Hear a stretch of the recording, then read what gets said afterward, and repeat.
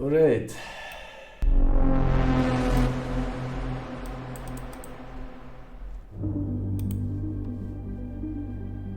The last 30 years have seen a momentous rise in the open-world 3D role-playing game, and spearheading this genre, one company. Adopting new technologies, It features all new rendering, lighting, and landscape technology. pushing new boundaries, and breaking new ground. Look at this, man. And spearheading this company, one boyishly handsome man. It had been a rocky last few years, but in late 2023, he and the team were in the final works of their next game. The biggest game they'd ever made. More content than their last two games combined, he said. Ready to sweep the Game Awards, as he was now well accustomed, he puts on his leather jacket and emerges once more. But first, we go back.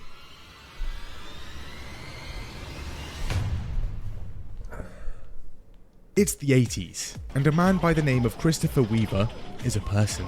He'd been doing a few different things. Assistant directing for PBS and ABC, engineering work for MIT, Panavision and the military, and then some consultancy work on the side. However, sometime around 1985, one of his engineers fancies making an American football game, so Weaver dips his toe into game development and starts work on an engine for it. It's now 1986, and they've just set up shop in a small office in Bethesda, a census-designated place in Maryland. They incorporate and then smash out the game Gridiron by the end of the year. It's one of the first sports games to factor in things like momentum and collision detection, and features fairly sophisticated movement mechanics for the time. The graphics are also jaw-dropping. And the game does alright. EA even approaches them with a contract to work on a football game together. However, this ends in a lawsuit, as it turns out the whole thing was allegedly just a ploy to steal their engine code. Anyway, Weaver and the boys decide to apply the same technology to hockey games, and start pumping those out. It's now the 90s. Expansion. There's now around 20 people at Bethesda, and a lot more going on, so they make the move from Bethesda to a bigger office in Rockville. This place is actually a place. Also, turns out no one currently owns the Terminator license, so they jump on it and start pumping out Terminator games too. They also start publishing other developers' games. But first, boats. Nice. Relaxing. Pretty chill. Wait, what's that? My god. In World of Warships, things are different. Command a huge naval fleet and take part in massive battles. And, sorry kiddo, don't have anything. So Todd gets a job at a different game developer nearby. This job allows him to go to electronics conventions like CES, where developers could show off their new stuff. This is at a point where games are still kind of seen as a joke, and the gaming section is literally tossed at the back. You had to walk past hordes of porn vendors to even get there. But anyway, Todd would use these conventions to track down Bethesda's stalls, and continue confessing his love. After around a year and a half of this, in 1994, they finally have an opening, and Todd Howard is in. Now at this point, Bethesda had released a good few hockey and Terminator games, and things were getting a bit stale.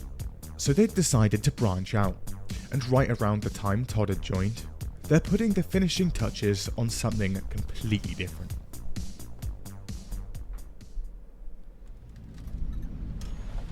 The Elder Scrolls. Headed by a man named Julian Jensen, and with a team of around 10 people, the Elder Scrolls Arena had now been in development for around 3 years. It had started out as a simple, linear gladiator combat game, but ambitions quickly ballooned. They added side quests, fantasy elements, and some exploration around the cities. And after some playtesting, you know what, fuck the arenas. Let's open this whole thing up. And before long, they're building a fully fledged, open-world role-playing game with side quests, explorable cities, and procedural generation. It's ambitious. They'd had to create their own proprietary engine specifically for it, and other developers are actually laughing at its scope. But in late 1993, it's nearing release. And there's a problem. They'd completely switched genres, but the original game's marketing materials had already been printed, resulting in a front cover and half the name having nothing to do with the actual game. At this point, it would be time consuming and expensive to redo it all, so they end up just sticking with it. And in 1994, the game hits shelves, and people pick it up. Looks nice. The storyline isn't amazing, the quests are pretty linear, the graphics are only okay, and on launch, the game is absolutely fucked. There are random crashes, falling through floors, corrupt save files, invisible enemies, quest items not spawning, enemies just walking through walls, and more. It's also very hard to run, but installer patches coming out every other week, and eventually, the game works. And it's good. It starts out like any other dungeon crawler at the time, but leave that first dungeon. Not bad, not bad. For a 1994 game, I guess. Leo's bad, but over 2 years for Strongman. SJ Hills, Soyfen, Dogfist, Raffle W, Trexta, Frosty, Lazzy Dalaus. Welcome back.